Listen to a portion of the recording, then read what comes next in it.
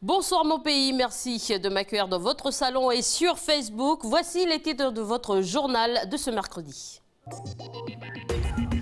Ça brûle encore et encore au pays. 3 voitures, une case brûlée dans un incendie à Bako, dans la commune de Koné. 25 hectares sont également partis en fumée. Les pompiers de Koné et la sécurité civile ont rapidement investi les lieux. La piste criminelle est privilégiée. Le point dans ce journal.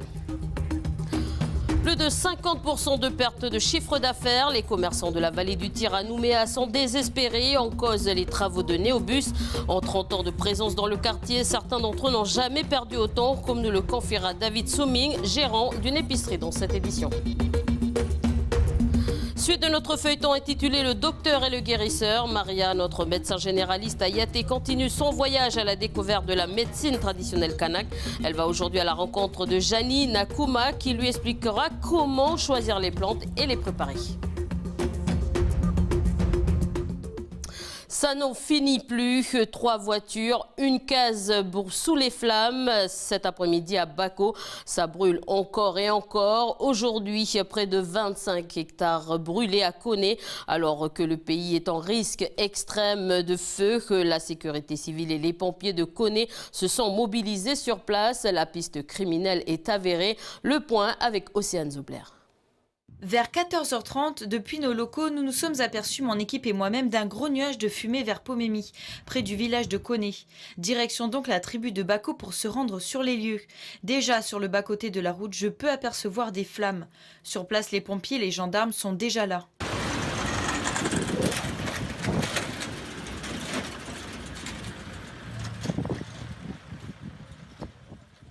Au début d'après-midi, avec dans l'axe de propagation donc plusieurs habitations menacées. Et donc là actuellement les pompiers sont en protection de ces habitations ainsi que donc ils seront appuyés par l'hélicoptère bombardier d'eau de la province Nord. Voilà, aujourd'hui donc on voit qu'avec toutes les conditions météo qui sont défavorables, donc justement on lance un appel à la population calédonienne de pouvoir d'être très vigilant. Juste en face du feu, le personnel du centre culturel Pomémy est aussi là. Avec les habitants, ils observent, impuissants au désastre craignant pour leurs infrastructures. Par rapport à nos infrastructures traditionnelles, vis-à-vis des 2 pharés et de la case. Donc voilà, c'était juste ça qu'on craignait un peu le plus, que voilà, les flammes elles arrivent tout près. Et donc voilà, c'était plus ce côté-là qu'on n'était pas tranquille. Voilà. D'accord. Et sinon, quand est-ce que vous avez découvert qu'il y avait le feu? Comment ça s'est passé? Comment vous avez réagi? En fait, ça a commencé déjà depuis hier dans la journée. On avait aperçu un feu de l'autre côté de la rive là. Et du coup, voilà, on pensait que ça n'allait pas s'empirer.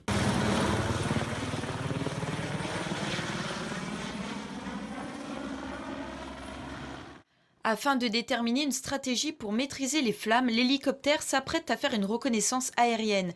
Je décide de les suivre.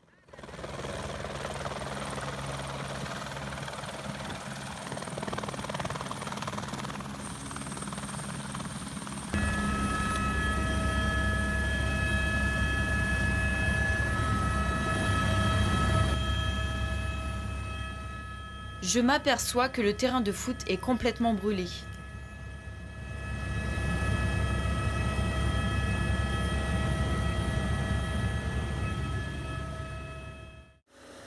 Puis l'hélicoptère, on voit que donc, les départs de feu sont de l'autre côté de la rivière, mais ça ne veut pas dire que forcément le feu qui est situé actuellement où on est en train de travailler fait partie des autres départs de feu. Enfin, voilà. Aujourd'hui, on ne peut pas encore affirmer est-ce que c'est des départs volontaires ou, voilà. Pompiers et habitants tentent tant bien que mal d'éteindre les flammes. En tout, 25 hectares sont partis en fumée, détruisant sur son passage une case et 3 voitures. Le feu continue à évoluer, néanmoins il n'y a plus de menaces. Cette intervention a nécessité 26 largages d'eau par hélicoptère. Voilà, restez donc vigilants, regardez cette carte. Le pays reste toujours en risque extrême et risque de feux très élevé. Les feux non domestiques sont interdits dans l'ensemble du pays. Les forces armées de Nouvelle-Calédonie mobilisées aussi à Vaud hier soir. Un hélicoptère lourd de l'armée a sillonné la commune à la recherche de 2 chasseurs apnéistes. Les 2 hommes partis à bord d'une embarcation dont la matinée aurait dû rentrer à 12 h. C'est seulement à 21h30 que les deux plongeurs ont été signalés sur une plage et pris en charge par les habitants de Boyenne. Le bateau des 2 plongeurs a rompu son mouillage probablement à cause du vent. Ils ont été contraints de nager pendant 3 heures pour rejoindre le rivage. Les 2 hommes sont en bonne santé. À New York, les délégations calédoniennes sont finalement pas intervenues à l'ONU. La présentation de la Polynésie française ayant pris du temps, les membres du gouvernement, de la plateforme ou encore du FLNKS interviendront demain matin à 6 h pour nous. Les travaux de Néobus, le futur transport en commun du Grand Nouméa, n'arrangent pas les affaires des commerçants de la vallée du Tyr. Le quartier se trouve sur l'itinéraire du futur bus. Il partirait du Médipôle de Coutillo à Dambéa à la place de la Moselle. Un itinéraire de 13 km. Ce sont des commerçants désespérés que Prosper Poigot a rencontrés. Reportage. Il y a quelques mois, comme le montre cette photo, la circulation dans le cœur du quartier de la vallée du Tyr se faisait dans les 2 sens. Depuis le mois d'août, date de début de travaux du chantier Néobus, la circulation a été modifiée et il n'y a plus qu'une seule file. La pharmacie du coin a été fortement impactée par ces changements. Il nous reste peut-être 5 places devant la pharmacie. Forcément, on n'a pas beaucoup de clients en ce moment. On ne peut pas accéder, surtout c'est très difficile par le rond-point Berthelot. À l'entrée à la première vallée du Tyr, l'accès était interdit il n'y a pas si longtemps. Maintenant, ils nous bloquent le rond-point de Moravel. Donc, il faut vraiment être motivé pour venir à la vallée du Tyr. Ces travaux ne font également pas l'affaire des épiceries situées à proximité de la route. David Somming a lui aussi constaté une baisse de sa clientèle qui compte pourtant de nombreux habitués. Par heure, je dois avoir une dizaine de clients. Là, maintenant, on compte les clients sur les doigts de la main, quoi. Par heure, je dois avoir 1 client, des fois 2 si j'ai de la chance. Et on se dit, voilà, il n'y a pas de travailleurs dehors, ils nous ont bloqué la route, et du coup, ça bloque tout le monde, quoi. Ça a été flagrant, plus de place pour se garer. Du coup, les gens, quand ils voient des travaux, par instinct, je pense qu'ils vont ailleurs, ou même s'ils ont l'habitude de venir ici, ils vont se dire je vais tourner en rang. Et qui dit moins de clients, dit moins de rentrées d'argent et même de pertes pour ce commerce familial implanté depuis de nombreuses années dans le quartier. En 30 ans, on n'a jamais vu une perte de chiffre d'affaires aussi violente que ça, quoi. On est à moins 50% et les charges ne baissent pas, on a toujours les mêmes charges, les fournisseurs à payer. Parfois même demander des délais de paiement un peu plus longs parce que voilà, à cette heure-là, normalement j'ai du monde pour les casse-croûtes et tout ça, mais là vous pouvez voir, il n'y a personne.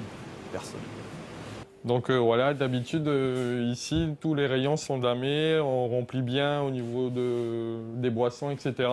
Et là, comme vous pouvez le constater, on est obligé de se retenir parce qu'on ne sait pas par rapport aux chiffres s'il y aura autant de clients que d'habitude.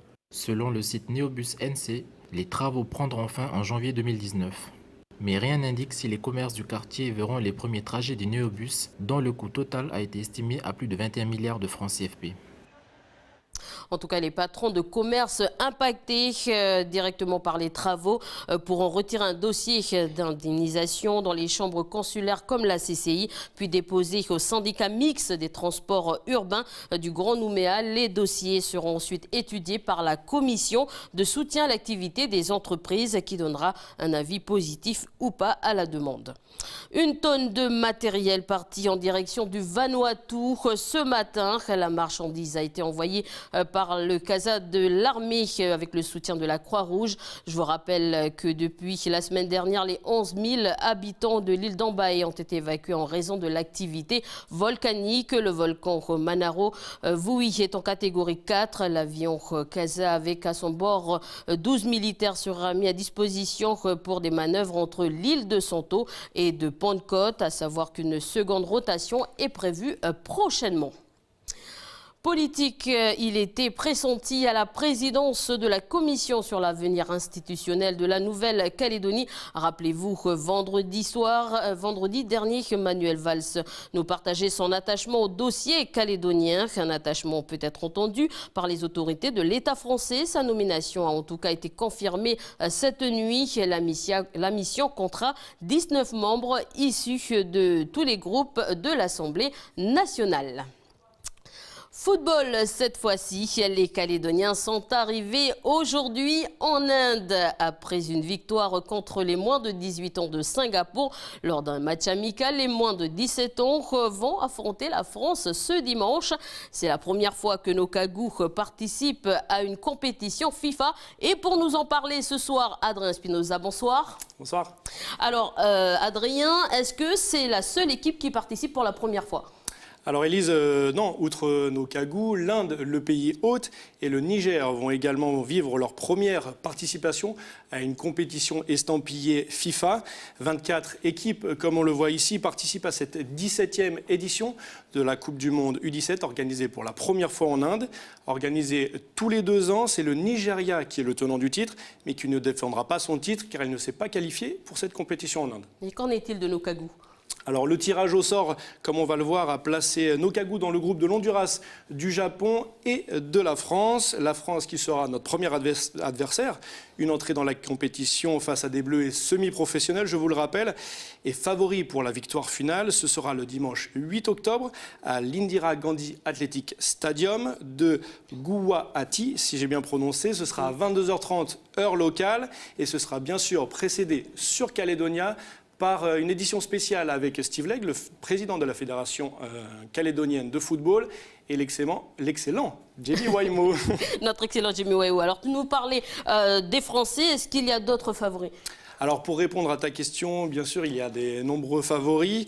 Qui soulèvera le trophée et marchera dans les pas de Neymar, de Ronaldinho ou encore de Gianluigi Buffon, qui sont tous passés par ce tournoi prestigieux. Alors petit tour des forces en présence. On aura bien sûr l'Espagne qui est le grandissime favori. Ils ont remporté l'Euro des moins de 17 en mai dernier. Il y aura aussi le Brésil, récent vainqueur du championnat qualificatif pour la Coupe du Monde en Inde, en Amérique du Sud. Et bien sûr, en Afrique, le Mali qui est champion d'Afrique dans cette catégorie et finaliste de l'édition 2015. Merci Adrien pour toutes ces précisions. Merci. On parle cette fois-ci d'innovation en Nouvelle-Calédonie. On se retrouve parfois confronté à ce dilemme, comment allier le lien à la terre avec la technologie. Une question qui ressemble plus à un défi que l'équipe XL-Prog, une société calédonienne pionnière dans la programmation informatique, a relevé. Je ne vous en dis pas plus, je vous propose de voir ce reportage sans commentaire signé Prosper Poigou. Alors pour vous accueillir sur le salon InnoLab, l'équipe XL Programmation vous présente son Farmbot XL. Donc, il s'agit d'un robot agricole. Donc, vous allez avoir un robot qui est un petit peu comme une imprimante 3D, qui va pouvoir automatiser toutes les tâches d'entretien de votre jardin. Donc on a une tête articulée sur 3 axes qui va pouvoir prendre différents outils pour par exemple planter les graines, arroser les plantes ou retirer les mauvaises herbes. Il y a au bout de la tête une caméra, donc on a un retour vidéo sur l'ordinateur. Et en réalité, vous allez programmer les tâches du jardinage un petit peu comme sur un jeu vidéo, sur lequel vous allez paramétrer l'arrosage des plantes, l'entretien général du jardin. L'idée, c'est de pouvoir avoir un petit potager sans l'entretien et les corvées liées au jardinage. Donc c'est un challenge qu'on a monté avec l'équipe pour combiner un petit peu notre passion de l'informatique avec le jardinage et la possibilité d'être autosuffisant et de pouvoir avoir un potager. On peut tabler jusqu'à 70% d'économie d'eau par rapport à un potager standard. C'est un projet open hardware qui a été fourni par des privés en fait, qui bossent aux États-Unis. Voilà. Pour l'instant, c'était plus de montrer en fait qu'on peut monter des projets comme ça en Calédonie, qu'on peut innover et voilà. En fait, c'était plus pour représenter quelque chose que pour le commercialiser. On n'a pas l'intention de commercialiser par la suite. On ne parle plus de technologie, mais toujours de plantes. Suite de notre feuilleton intitulé « Le docteur et le guérisseur ». Maria, médecin généraliste à Yaté, continue son périple à la découverte de la médecine traditionnelle kanak. Aujourd'hui, elle sera à Koumak à la rencontre de Janine. Reportage préparé par Guillaume Clerc et Jérôme Baudenès.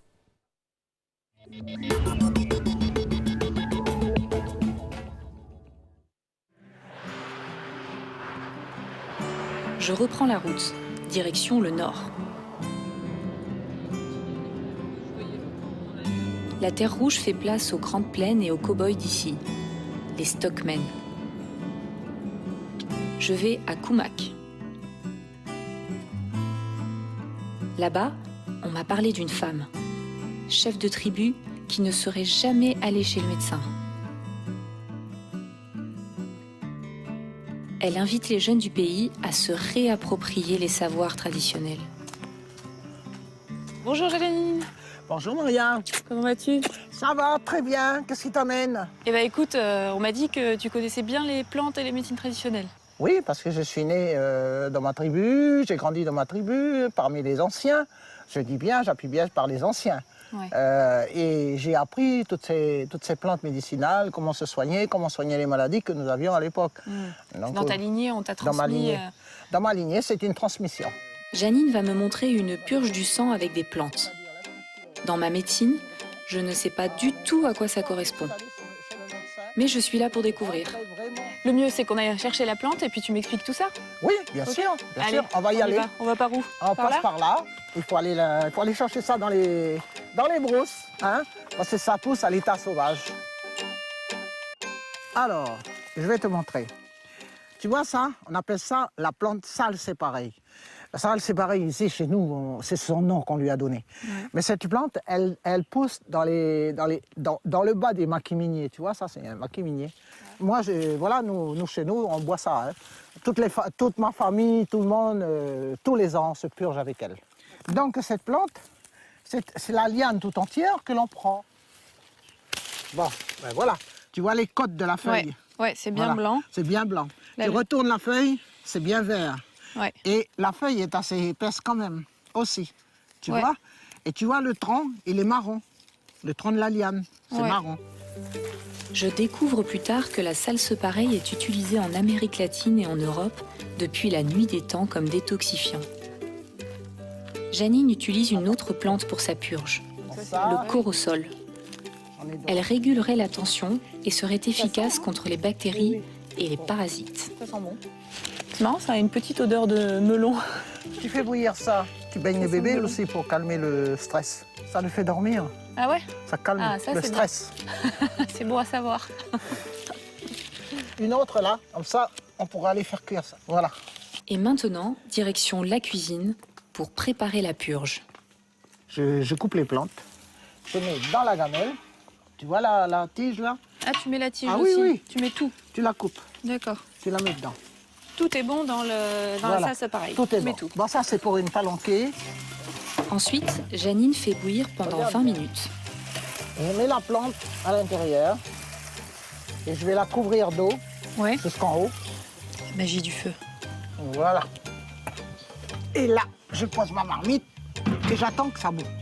Ok. Voilà. Encore 5 minutes. Voilà, c'est cuit. Tu vois, les feuilles, comment elles sont? Ouais. Voilà. Ça a complètement changé de couleur. Complètement. Et rebelote avec le corosol. Les tisanes de Janine sont prêtes. Voilà. Sa prescription, 3 verres par jour, matin, midi et soir. Ouais. C'est comme le thé. Première étape, la salse séparée. Salse séparée, une fois qu'elle se sent bien. La deuxième étape, le corosol, très important, c'est ça qui va permettre d'éliminer les toxines, les mauvaises... Les virus que nous avons dans le corps, qui sont faibles. Ça, c'est comme... je vais te donner une image. Si tu prends de l'essence, et puis qu'à la pompe, tu crois que c'est de l'essence pure, et puis il y a des impuretés dans cette essence, mais tu tombes en panne. Oui. C'est l'image. Oui, c'est imagé. Alors, le sang, c'est ça. Et si tu ne nettoies pas ton sang, eh ben, automatiquement, tu auras un virus qui va sortir de telle ou telle maladie.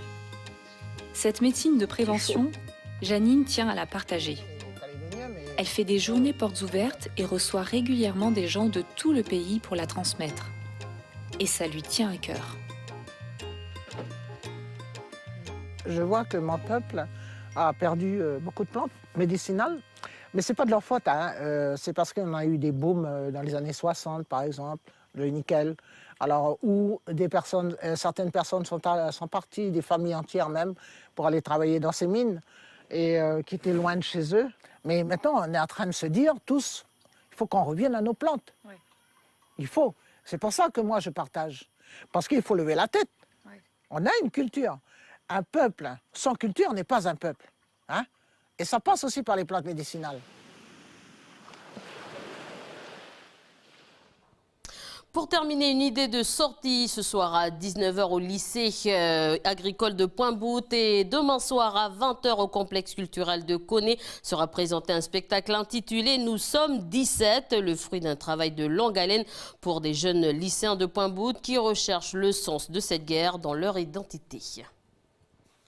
Ainsi s'achève cette édition. Merci à tous de m'avoir suivi. Merci à la technique et à la rédaction de m'avoir aidé à réaliser ce journal. Je vous souhaite une très bonne soirée sur Calédonia.